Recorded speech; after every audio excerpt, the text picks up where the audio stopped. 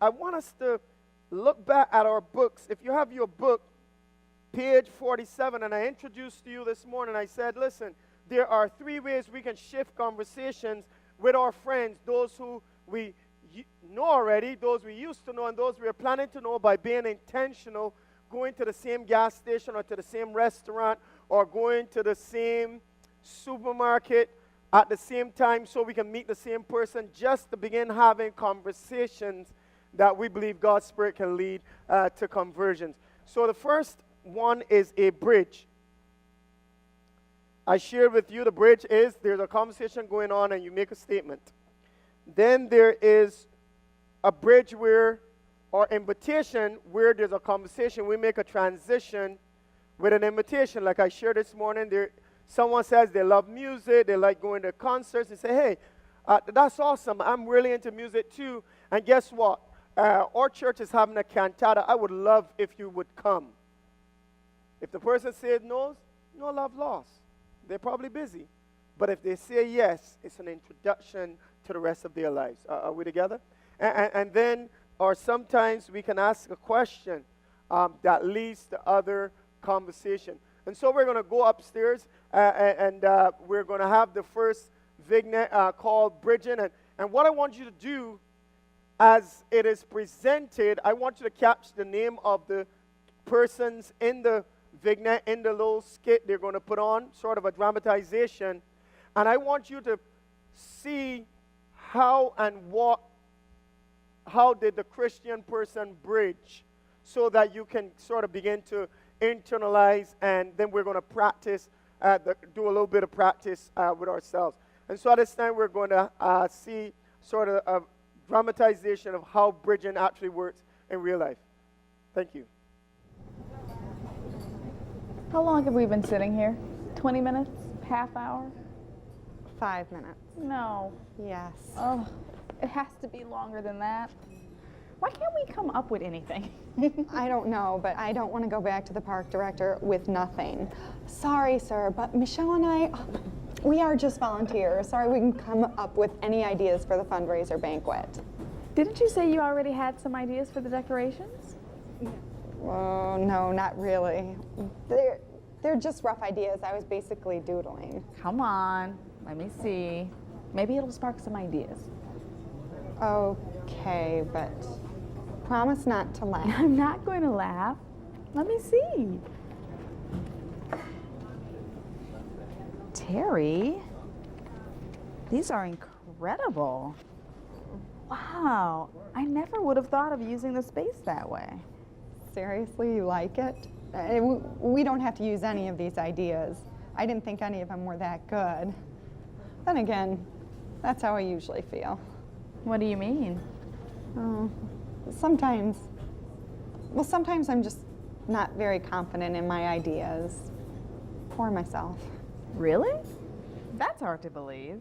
I mean, you're so good at this. I feel that way a lot of times, but you? Well, I guess I worry that people won't get me or accept me. I've always been the creative type, and for most people, that is not a good thing. So you end up second-guessing yourself about everything, right? Totally. I'm with you. I feel the same way a lot of the times. It's not easy for me, but I try to remind myself that it's not always as important what everybody else thinks about me. It's more important what God thinks about me, how He feels about me. Yeah, it's tough. Well, what about you? Have you ever thought about God from that perspective? What do you mean? Well, I was wondering if you ever thought about what God thinks about us, about you. I have wondered about God before, especially when I was little. You know, I didn't go to church much. Thank you so very much. We're going to come back with the invitation in a moment's note. But what were the name of the two actors? Half correct. One is Terry, but the other one is not Sarah. Who is the other one? That's 50% on the test so far. Somebody build them up. What's the name of the one that talked about God first? No, Terry. There's Terry. But what's the name of the other lady? What were the two assignments I gave you in observing this video this evening? The names of the two ladies and how they did the bridging. And so her name is Michelle. That's all right. Now we all know. Good. All right. And how did she bridge? What was going on? How did she bridge? How did she bridge? What were they talking about? Pardon me? They were talking. So they were set to do a project, and they are, I guess, some kind of interior designers or something like that. And Terry says, you know, I got some sketches here. I'm not sure, because I don't always feel good about me. I don't always feel good about what people think about me. And then Michelle says, yeah, I get that. You second guess yourself. And then she says, I don't worry about that. I'm more concerned what God thinks about me. So you see, this is the bridge. So now they've taken a regular, everyday conversation and moved it, shifted. So the disciples shift, right? Shifts it into a spiritual direction by allowing the flow of the conversation to open naturally. It's not like they were just sitting there and she just came and says, well, do you ever think about what God thinks about you? No, then that is what we call a cold call. People will say, well, what's wrong with you? Why are you attacking me in my workspace? But when it happens in the natural flow, in the natural rhythm of things, that's what we're talking about, being contagious, because Jesus is so much a part of Michelle's life that when the conversation comes, it oozes out naturally. It was all part of the conversation. And then she adds the hook. I call it the hook. The hook is engaging the other person to give some perspective on what you just talked about. So she didn't just says, you know, I worry about what God thinks about me. She didn't just leave it there. And then she leans in and says, well, what about you? Have you ever thought about how God thinks about us? Simple but clever. In other words, she's not putting her on the spot. She's including herself. But now the conversation has moved from simply being a naturally occurring conversation to one that has spiritual overtones without being repulsive or without getting into doctrine or issues that are divisive or debatable. She's simply having a conversation with her friend. Now I'm going to ask us if we could play the next one a little bit louder, if we can give it a little more volume so we can feel it, because the next one is how we do an invitation, just having a natural conversation, and how we can do an invitation. So I'm not going to ask you to remember the name of the two actors, but I'm going to ask you to see where did you see sort of the invitation, how it happened, so that you can begin to get the feel before we do sort of a little bit of, if we have time to do a little bit of practice. So we're going to look at the invitation now. If we can have it a little louder than the last one, that'll be great. Thank you so very much.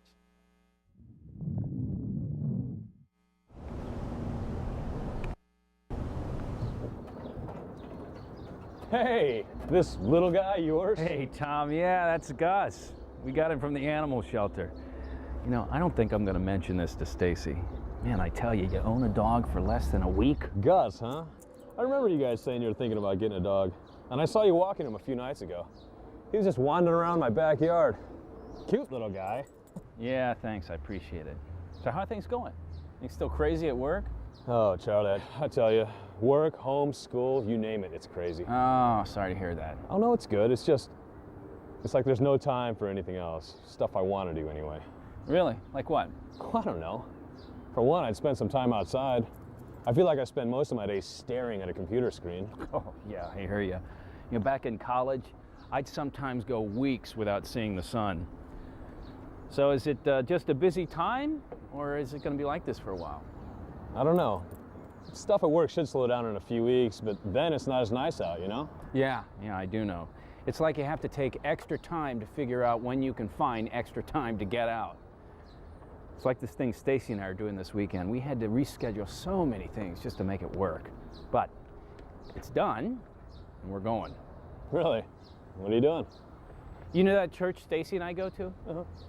Well, we're doing this really cool thing where we're going with a group of people, now get this, to help build a baseball field downtown. It's for a league this guy we know runs for troubled kids. Really? Now that does sound interesting. Yeah, you know, now that I'm thinking about it, any chance you want to go with us, help out? Spend the afternoon outside on a baseball field? It's your favorite sport, right? Yeah, it is. But listen, I appreciate the offer. I don't know. Things are so busy right now. I mean, it's mostly people from your church, right? Yeah, but, you know, think about it. If you want to, great. If not, you're just missing out on a great time outside. But if you don't go, would you mind being on Gus watch while we're gone? Just drive around the neighborhood looking for him? Uh-huh. You know, I never even asked you if you went to church. Is there one you go to around here? Well, actually, I grew up in the burbs, and it's been a lot of years. But we used to go to a church in our old neighborhood. Really? What was that like? Well, actually, it wasn't too bad. All right. Now, all right. Now that I told you not to know their names, I'm sure you know their names. Who were their names? The dog's name was Gus, and Tom, and who?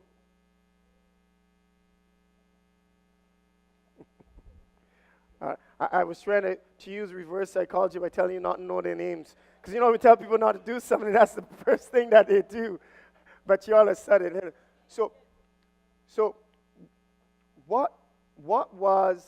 how did he use the invitation? What was the friend's need? What did he identify his need as? What was the need? To get out, right? He says, I'm stuck at work, staring at a computer. I don't get out much. And then the Christian gentleman says, we're doing this thing. He didn't come right out. As the preacher says, you made them thirsty, right? No, we cleared our schedules. Stacy and I, my wife and I, we cleared our schedule, and it's finally happening. It's on this weekend. Oh, wow. We're so excited. It's like the biggest thing happening in town. And then he just stops. And, you know, made him thirsty. He's like, what's going on? What's going on?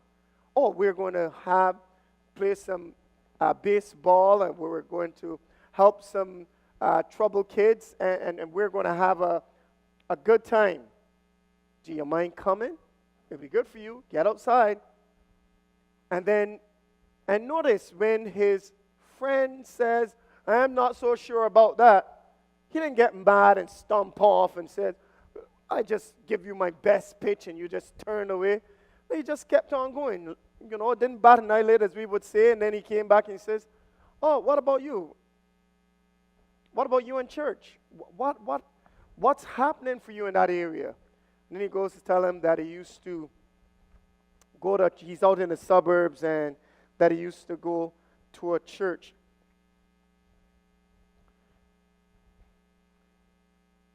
The key to being a contagious Christian, that it happens in the realm of our natural, God-given, day-to-day activities and interactions.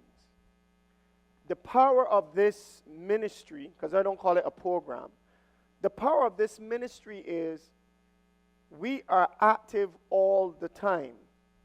We don't have to be in a group somewhere with a set of people to go knocking on doors specifically, or we don't have to organize to go somewhere. It is doing ministry on a day-to-day, day in and day out, because it's simply who you are and who you have become. Are we still together, everyone? Because, you know, right about now, it tells me that the calories consumed at lunchtime, the sugar content is making its way up to our brains. And so we're going to shift gears. We got to shift gears because you got to stay with me. And I want you to jump forward to, as we go to our PowerPoint, I want you to jump forward to page 51. Which page did I say? Oh, fantastic. You are still with me. The glucose has not won us yet. All right. Telling your story. I'm giving the cameraman too much work. I'm going up and down, but I'm so drawn in. So, in telling our story, we learned something very important when telling our story. And I want us to read with me, please. Your friends will be what? Everybody loves a good story. You know, even if it begins once upon a time. You know, in fact, once upon a time is the best way to begin any good speech. But we don't say once upon a time. We just start talking about an experience and people are gripped. Because human beings are drawn to the journeys of others. It's just how we're wired. In fact, I read just this week, and I'll be sharing it at a devotion I'll be doing at our board of directors meeting. I just read this week that an author who shares the concept that the image of God, the imago Dei, is the capacity to relate or relatedness.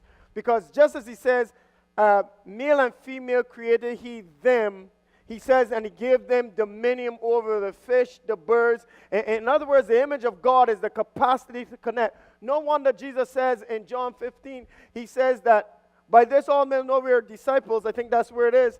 When we have what? Love one for another. So the idea of us relating and interconnecting is the best way to reveal who Jesus is. Wow, when I read it, I go, like, wow, that's a way out there, but it makes sense. That the God of heaven sent his son to repair a broken, fractured relationship between the kingdom of God and what had become the kingdom of earth. And this whole journey we're on is about God restoring man, where the Son of God can dwell with us, and there'll be no need for the Son because he will be our righteousness, our brightness, and all that. That's what this whole earth experience is about. If you want to hear the rest of that, you got to come down to Willowdale on the next week Sunday. Anyway, hey, listen. People are interested in our story. What else? Read with me. Got to keep you awake. They'll be able to what? Relate to it, because believe it or not, all human beings live on planet Earth. And even if you visit Mars, you still have to come back. We are more similar than we think. We have many more common shared experiences than differences.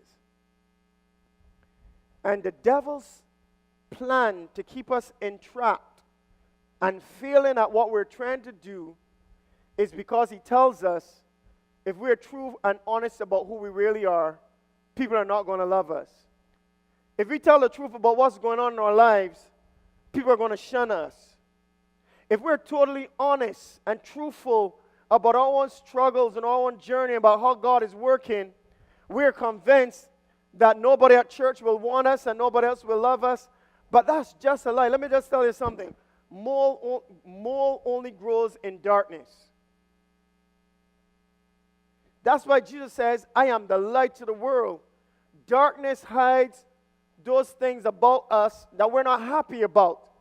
But the fact that we're hiding them allow them to persist. Even when we confess to God, even when we talk to God about them, the reality is, without confessing and getting them out of the system, the emotional attachment to those wrongs that we've done keep us enslaved to those same very wrongs that we're trying to escape. And so when Jesus comes and says, I've come that we may have life and have it more abundantly, what he's talking about is not just a theoretical forgiveness of sin, but the capacity to live beyond sin, above sin, away from sin, to grow every day to become more like Jesus. But we're so busy walking around trying to impress people who don't really care that we keep having images to protect an image, so we don't ever talk about what's actually happening. And we become stuck. And then our story becomes limited because the story is no longer about what God has done. It is always what God could do. And that's problematic because our testimony is what Jesus has done. I thank God that He is in the freeing business if we could get honest about what's happening in our lives. You know, church ought to be a place where people come in broken and move towards wellness. And I'm convinced because church has become such a sophisticated machinery that we all come in and project that we're all well. All is well. And that the church is a place for well people. So when the truly broken people, or let me rephrase that, the people who are truthful about their brokenness, because all human beings are broken, but the people who are truthful about their brokenness, when they come, we sometimes either shun them or they feel uncomfortable because they look around, they say they're the only ones who have problems. Because all of us present like we got it all so together. I'm praying to have a church where we can afford to be honest about what's happening. So that you know that the world that you have that you thought was so horrible, that I've been there. And I can help show you by the grace of God, here's how you find your way out. That's what a church is. That's the freedom what Jesus wants to bring. But the devil keeps telling us lies that if we're truthful about who we are, not even Jesus will be interested. So we keep hiding. And the reason why the Christian church limps along is because we've convinced ourselves that we're too bad for even God to use us. So we're desperately trying to hold on to a semblance of salvation. Hence why not many people are excited to go out there and tell it. Because if we're stuck and gripped in sin, how is the story of a Savior who delivers making sense to us or to anyone else? That's why in the church, we can have elders who convince themselves they can make it to the kingdom even though they're not speaking to the first elder or not talking to the pastor. Sometimes we've rationalized in our irrational thought that I'm going to still be all right. I can cut people off. I can disconnect. I can condemn people to hell, don't care. And we're going to still sing Marching to Zion. It's a delusion. What God wants more than anything else is to get a hold of our hearts. And the truth is, there's some areas we're going to be successful and some areas we're going to fail in. But if we can talk about it, God will give us the victory and the freedom that we can go tell someone else. I believe it's Dale Moody who says that this gospel is about one beggar telling another beggar where to find bread. And so we got to learn to tell our story. It's hard to argue with. And so there are 3 parts of the story. Look in your book for this page. And we're going to really step on the accelerator. We're at page 52. If you're at page 52, say amen. All right. And so there are 3 parts to the story. This is Paul's story. Paul tells his story. You know Paul on Damascus Road? Paul who consented to the stoning of Stephen. He was right there. He's like, yeah, kill him. Let him die. This heresy that Jesus is Messiah, let him die. We killed Jesus. Let's kill the Jesus followers. He goes around. He gets letters. I want to persecute Christians as far as Damascus. But as he is approaching Damascus, he gets... He meets this bright light. He's knocked off his horse. He's not blind.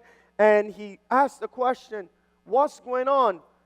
And Jesus says, God says, why are you persecuting me? I am Jesus. And then he's convinced. He goes down the ice. The scales comes off. And now he is the apostle of God to the Gentiles, preaching the same Jesus he was killing people for talking about. See, that's conversion. Conversion is a radical change.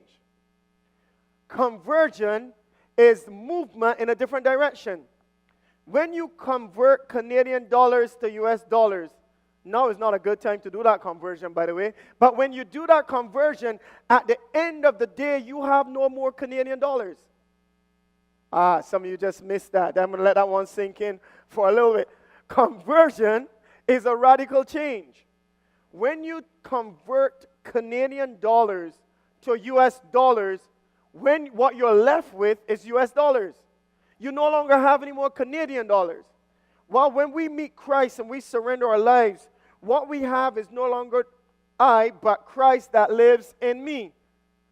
That's the exchange. That's what conversion is. And so each one of us in our life story need to be able to see what my life was before Christ, the moment I met Christ, and what my life has been after Christ. And so those are the things you're going to fill in there on your sheet. Under BC, you're going to put before Christ. Well, let me use this one over here. And the other one is met Christ and after Christ. This is our sales pitch, as it were, as Contagious Christians. You know, you have a resume. They tell you, you put the sort of like a little, or cover letter. This is like the cover letter to your resume. Your resume has all the details, your work experience, where you studied, your history. But your cover letter says something about you that says to the employer or potential employer, here's the reason why you will hire me rather than the other 600 people who have applied for this position. So we want to learn to package our story in a 3-minute punchline.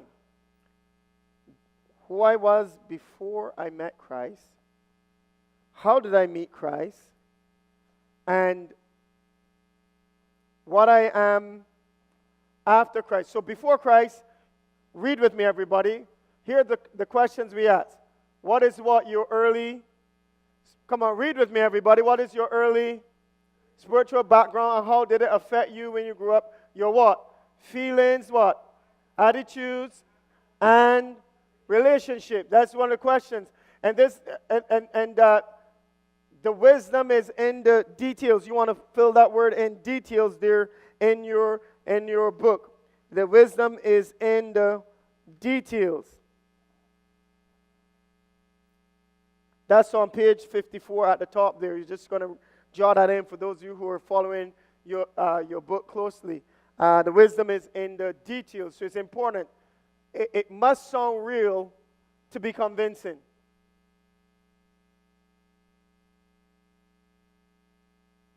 What caused you to begin to consider Christ? We'll move along. Now, when we kind of to how you met Christ, what realization did you come to that finally motivated you to receive Christ? What was going on in your life? What was happening? Were you on an evangelistic series? Were you at a place in life where your life had become more broken than before? Maybe you've been on a spiritual quest, journey, reading, and all of a sudden it became as crystal clear as day. I need to surrender my life to Jesus Christ. And then we want to make it clear so that people are like, yeah, that's what it is. You want to make it clear. That's on page 56. You want to jot that in for those of you who are marking your books, making it clear. How did you receive Christ? What happened? Were you at a tent? Was it an altar call? Were you in a dorm room somewhere? Were you praying and fasting? Did you just meet a friend and you all were doing a Bible study and be like, wow, yes, I need to turn my life over Christ. And then after that, after Christ, how did your life begin to change, and how could you learn to trust Jesus, and what are the benefits? Now, I have a challenge with a number of testimonies, and you know, I told you already that I'm a certified Canadian addiction counselor, and one of the things we look for is when people are telling their story about drug use or about their addiction, you can't have a testimony that lasts 10 minutes and 8 minutes is about your using. We know that you are very close to relapse when that happens. The part of a testimony is what has happened to you after you met Christ. Because if you spend too much time on the details of how bad you were, it sounded like you never wanted to change. And if you don't highlight how your life is different, then somehow the life outside of Christ seems to have more appeal. Are we still together? Do we understand what we're trying to say? And so sometimes I go to churches and I hear people talking about this, and they did this, and they did this, and they did this. Then I met Christ, I got baptized, and the testimony ends and everybody applauds. I'm like, what? What happened to the life since you got baptized? What has changed for you? How is God's presence in your life making a difference about the person who you are and who you've become? Because that's our testimony. You know, Paul will talk about, yes, he persecuted Christian, but quickly he says, I'm Hebrew, of tribe of Benjamin, born this, that, sorry, I'm a Greek and a Hebrew. But then he quickly moves to Tarsus, and then he talks about his journey with Christ. But even in his journey with Christ, he's honest. He doesn't say, well, it was just all roses. He said, no, I've been shipwrecked, I've been beaten, I've been tossed out of town, I fell among robbers, around thieves and pearls off. He tells the story, but then he says, you know what? If Jesus did not rise from the grave, then I'm a man most miserable, and I'm still in my sins, and it's a waste of time. 1 Corinthians chapter 15. But since Jesus has risen, then he has used the wisdom of this world to confound the world, and use the foolishness of preaching that some might be saved. That's the power. That's the difference, that God changes us, and we are different because of God's presence. We're going to go back upstairs to run another clip on, and I want you to pay attention to how you tell your story. It's going to be the two gentlemen. I'm going to let you see it. What I want you to pay attention to is what the life was before Christ, how in a specific way he met Christ, and what was life after meeting Christ. Thank you so very much. Telling your story. Well, you're such a huge baseball fan, I just assumed you played in a softball league or something. Yep, 10 years ago. The batting cages today is a good place to start again, I guess.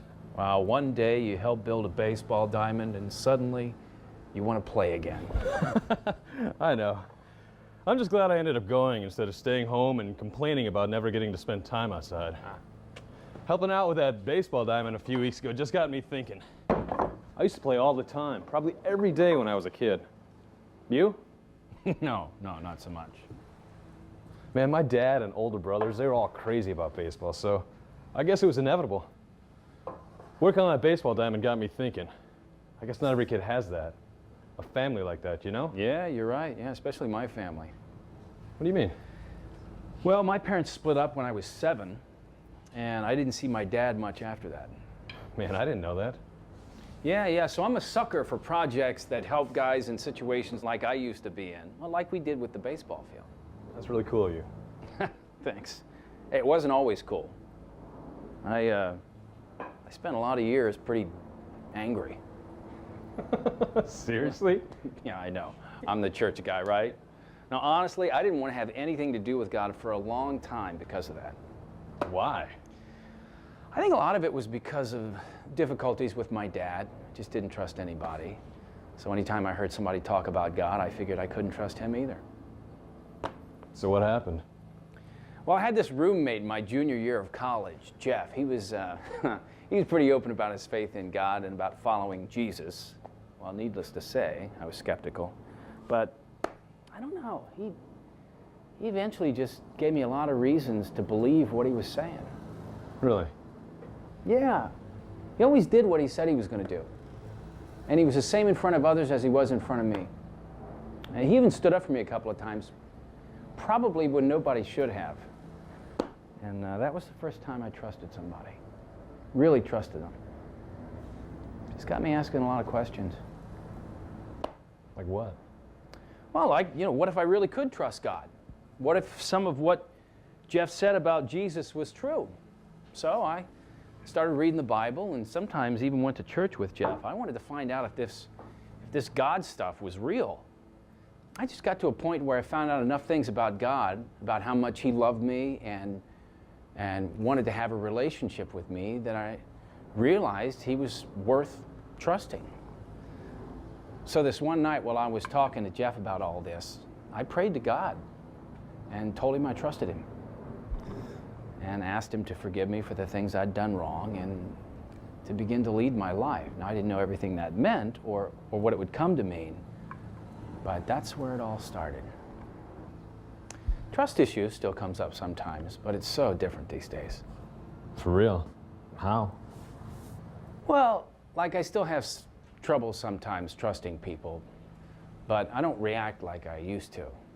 God really has helped me get through some of my own junk so that I don't start off instantly being skeptical of others. I at least try to give them the benefit of the doubt. And now I want to be somebody that's trustworthy. You know what I'm saying? I mean, I don't want to make it sound like, I got it all together all the time. But No, man, I think I hear what you're saying. what about you? I know you said that you went to church as a kid, but how about now? Right.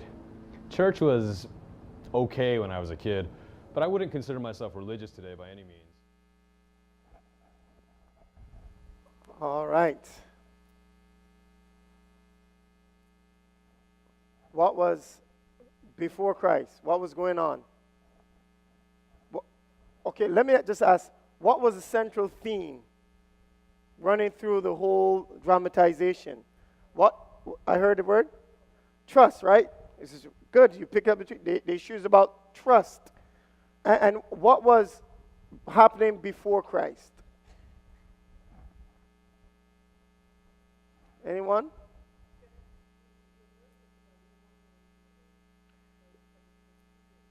He didn't want to know anything about Christ because of his experience. What experience did he mention? His father moving away. How old was he? 7 years old. So this is what I'm talking about. If your family split up when you were 7 years old, it's going to have an impact on you. And I don't care if you told yourself that you're going to be bravest, strongest, whatever, it will impact the way you relate to people around you.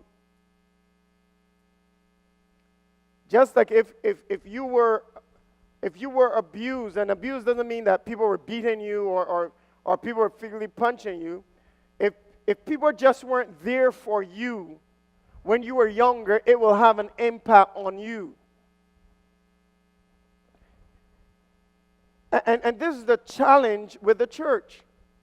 And particularly people from my part of the world, I would say, we think that life happens to us and we can just soldier on as if we are impermeable to the realities of life sufferings and traumas. So we just keep going.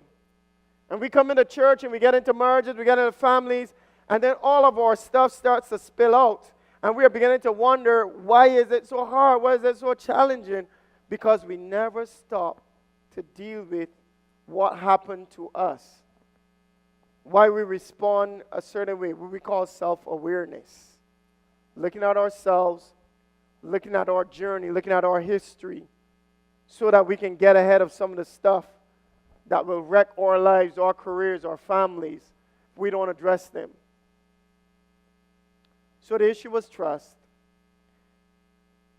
So he had issues trusting people and so on. How did he meet Christ? What was going on? I'm hearing it, his roommate. What about his roommate? He was a Christian. He was a contagious Christian. He was who he was, where he was, even when people weren't looking. Did you get that? He was who he was, how he was, even when people weren't looking. See, he wasn't just interested in impressing human beings. He was interested in being true to God. And then he says he started reading the Bible. And one night he let down his room and he says, God, I want to learn trust. He says, I don't know what all that means, but thank you for forgiving me for my sin. I want you to be the leader of my life. And then he pushes on and he says, now I am aiming to be what? Trustworthy. And I give people a chance to begin to learn to trust them. And he says it's a process. How many of us know that we're saved while we're being saved? Some of you missed that. The preacher kind of alluded to it this morning. We are saved because Jesus died for us and we turn our lives over to him. But we're being saved in that Jesus is making us more like him every day. So we're both saved and being saved at the same time. And they're not mutually exclusive. It's like you are married, but you're being married every day. You are married. Because every day you can get better at being married. Isn't that so to the married folk? Amen. That don't sound so good. But you get the point that we're talking about. It's important to grasp that reality. I want to just now shift gears, and we're going to take an earlier break today than advertised, and so we might get, because you are doing so well. I want to just shift to our next presentation, 5 and 6. We want to, you know what? No. Homework. Well, classwork. I want you in the next 6 minutes to write your story somewhere in the space provided. Write your story. I want to see the 3 handles. Before Christ, how you met Christ, and how has life been for you after Christ. That's your work now. Even if you don't have a book, you didn't pay for the seminar, you're still doing this work because this is open to everybody. And so if anybody need a sheet of paper who don't have a book to write your story, because I'll ask the clerk or whoever is a church officer who knows where the paper is in this building to feel. Oh, Pastor Hazelwood is going to get you some. So just a little bit, you put your hands up because we want everybody to work on this because this is key. This is who you are. This is your DNA. This is the God moment in your life. No one else has this same signature. God has made you uniquely like this, and you got to be able to capture that. And let me tackle some quick questions that come. Well, what about if I grew up in the church? I know there are some people who say they were born in the church. I was born in a hospital. Praise God. Sometimes we say we were born in the church, but I was born in a hospital. But even if you grew up in the church, see, sometimes we think our testimony have to be, well, you know, I OD'd on heroin twice, and I went to emerge, and they had to bring me back to life. And we think that's the only testimony of God there is, or you know, I was 100% broke, and I drove down the road, and I came to a stop sign, and somehow at the stop sign I got a flat tire, and when I went out to change the flat tire, there was like $20,000 right next to, in a bag right next to the tire that I was about to change. We kind of think those are the only testimonies that we have. No, your testimony is what your journey with God has been. You might have been born in a Christian family. You might have sang in the choir. You might have gone through all the classes in church. But you still needed to come to a place where you accepted Jesus as your Lord and Savior. In fact, I believe this is one of the challenges.